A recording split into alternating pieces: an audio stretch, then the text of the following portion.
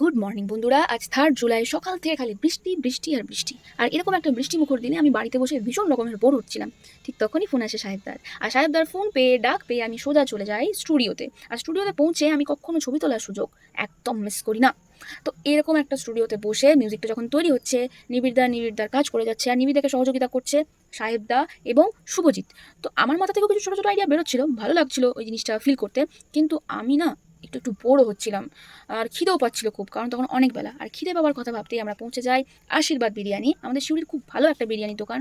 ওখানে আমি, সাহেবদা আর শুভজিৎ বিরিয়ানি খেয়ে আসার পর একদম দৃঢ়ভাবে আবার কাজে ফিরি। ততক্ষণে মিউজিক রেডি। আমি আর শুভজিৎ নাচতে নাচতে আমাদের ভয়েস রেকর্ড করে ফেলি।